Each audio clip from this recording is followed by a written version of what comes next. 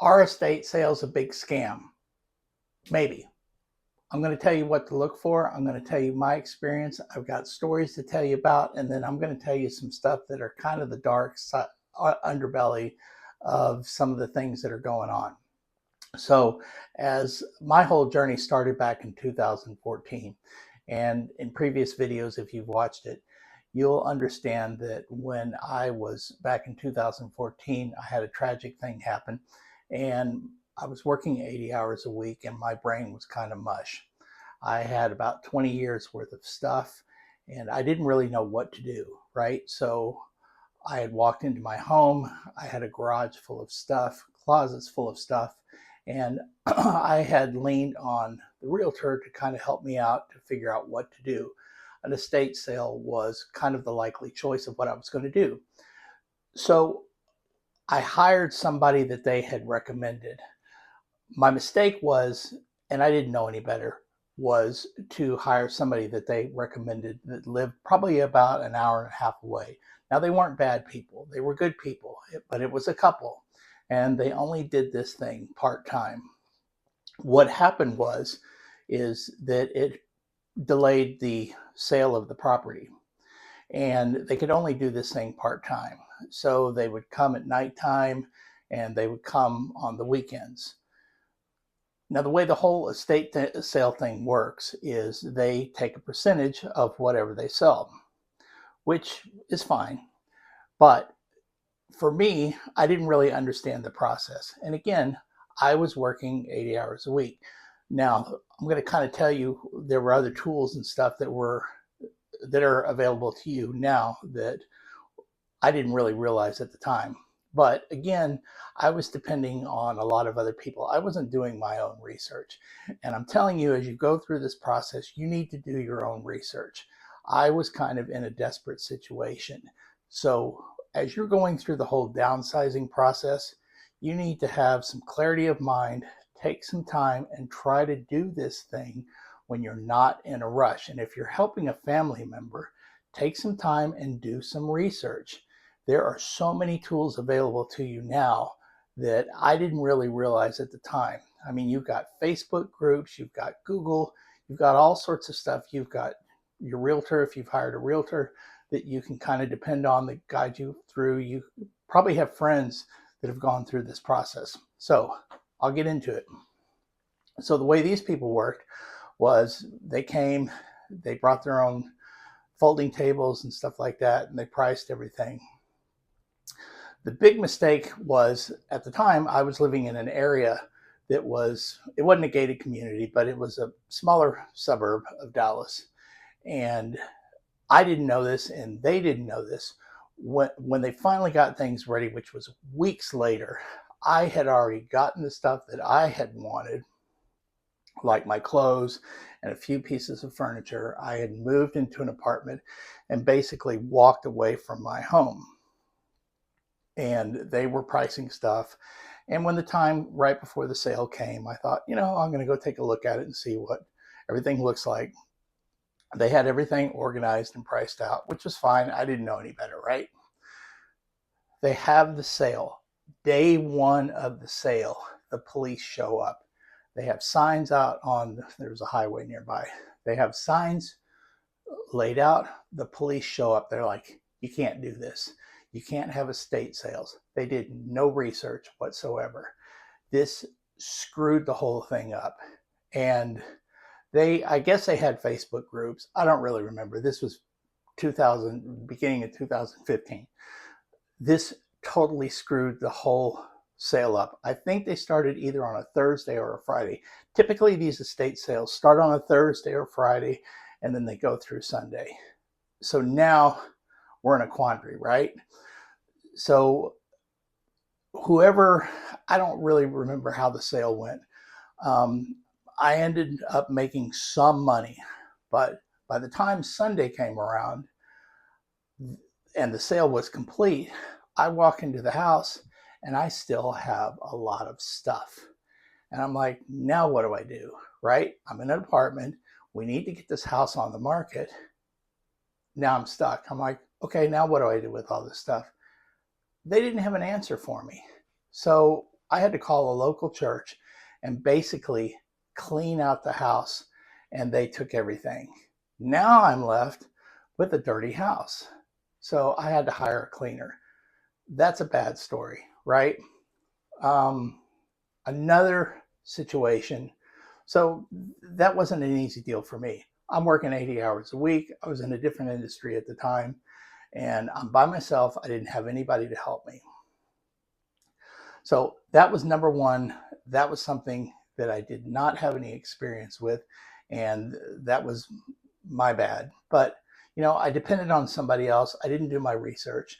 And at the time, I was not plugged into social media.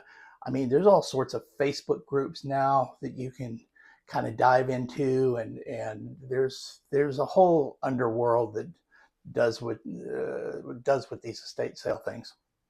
So that was number one. Then I had a family member that did had a sale, and his went super smoothly. He was building a new home, and his whole deal was he was going to get all new furniture and stuff like that. So he was selling everything.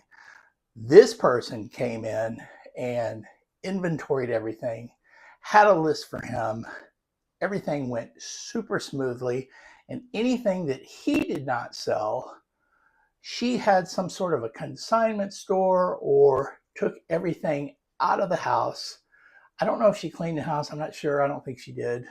But she took everything that she did not sell and then took it to future sales. And then it was like months later or a year later, she had everything inventoried for him, and she continued to send him checks down the road. And I think this went on for at least a year or so. And then I guess I don't really remember what happened to her. That was super professional, and that was awesome. My grandparents, now this has been 30 years ago, and they had lived in a house since, I don't know, the 1920s, right? And my great grandmother lived there, my grandmother lived there, and they used to entertain for almost 100 people at a time. So they had all this, I mean, china that was like 100 pieces, and I don't know what you call those tchotchkes, or just stuff everywhere. I mean, closets full of stuff with I come from a Sicilian background, and they didn't throw away anything. My brother, my family members and I, we went through and we got everything that we wanted, which was not much, but it was like old pieces of furniture that, antiques and stuff that really nobody really wanted. But that guy kind of did the same thing. And I almost think that guy, he had been around in the Dallas area. He's since retired. But I think he had a consignment store or something like that. And same situation, very professional.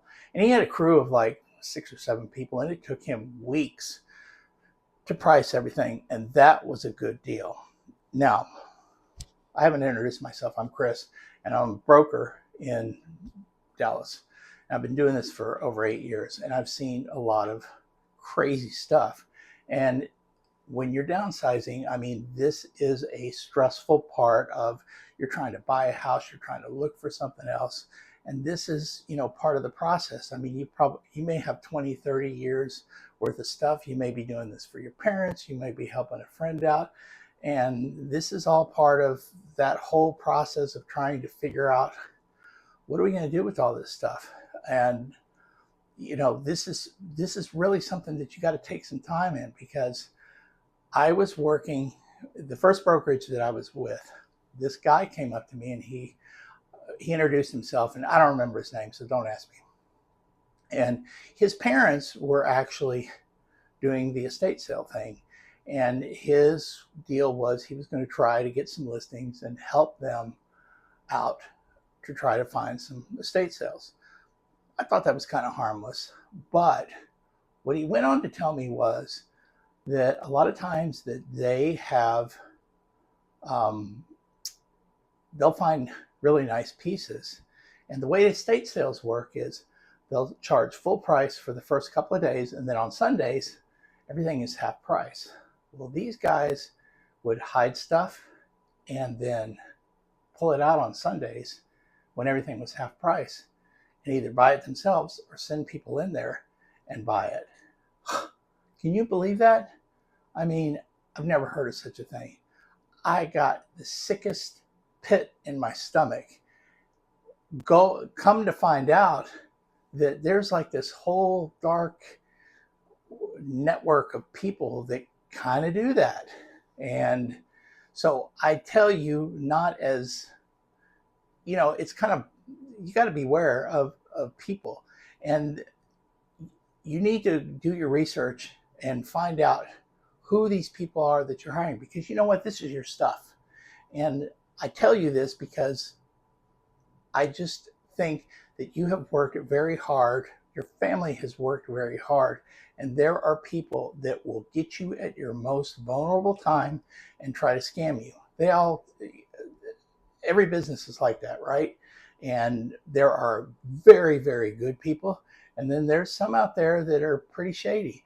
And a lot of these businesses are little mom and pop organizations, and I don't care if they've been doing it for 30 years, because now they've got 30 years worth of experience of doing this. But the way that I have seen a lot of these companies operate now is sometimes they have little scanners, or they inventory the heck out of all this stuff, before you even leave your home. I mean, you've got your phones now, and back then, I think we were all limited.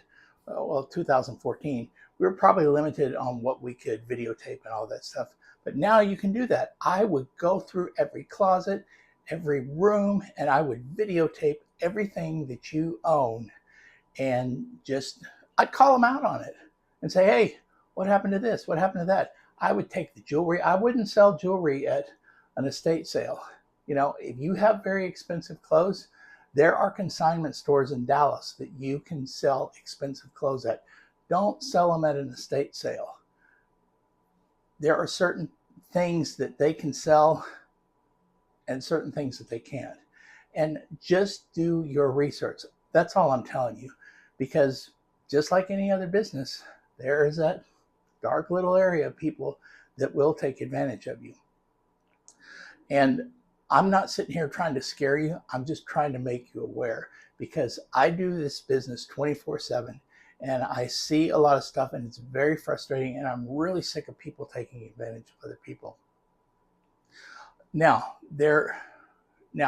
if we go back to the house that I'm talking about, there are also different levels of estate sale people, and you really need to think about talking to the people that's the right fit for you, because some estate sale people they may not take your stuff. Like if your parents have been living in a house since the 1960s or 70s and their furniture's that old, they may not take it, and you may have to call Goodwill or Salvation Army or whatever and just take the stuff.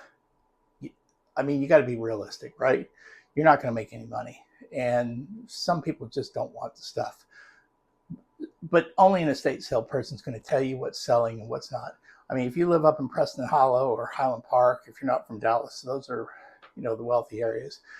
These estate sales generate income like nobody's business. But where I lived at the time, I think the house sold for, I don't know, $300,000. Well, now they sell for $600,000-$700,000. So you could kind of use that as a benchmark. And you're going to have to make that call, and you're going to have to talk to an estate sale person. But I'm just letting you know that that's out there and something that you need to be aware of. So talk to your friends, talk to your real estate agent, get on Facebook, get on Google, and you got to make the call for yourself. And the next time you're doing something like that, just do your own research and think about it. And that's my experience, and I hope you've learned something from this. Let me know what you think. Drop a comment, and I'll see you next time.